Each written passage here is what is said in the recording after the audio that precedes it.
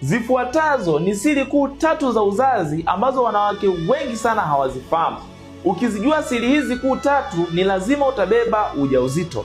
Siri ya kwanza ni mabadiliko ya ute. Mwanamke, ukiona unavua chupi au unaenda kukojoa, kuna ute unatoka unafanana kama yai bichi, basi tambua hapo tayari yai limekaribia kutoka kwenye ovary kwenda kwenye fallopian kwa ajili ya urutubishwaji.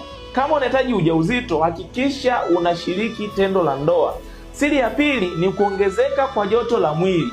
Ukiona joto la mwili limepanda mpaka sentigredi 0.3, basi tambua hapo yai tayari limetoka kwenye ovary na sasa liko kwenye fallopian tube, linasubiri mbegu za mwanaume kwa ajili ya urutubishwaji. Na hakikisha unashiriki tendo la ndoa ukiwa umerelax. Na siri ya 3 na ya mwisho ni kuongezeka kwa hamu ya tendo la ndoa. Hii huwa inakuwa ni pale ambapo mwanamke unahisi hamu ya tendo la ndoa kana kwamba usipofanya mapenzi unahisi kuna kitu hakiko sawa. Hapo ni wakati mzuri sana kushiriki tendo la ndoa, ni lazima ubebe ujauzito. Okay, ukiona dalili hizi na unahitaji mtoto, hakikisha unashiriki tendo la ndoa ukiwa umerelax.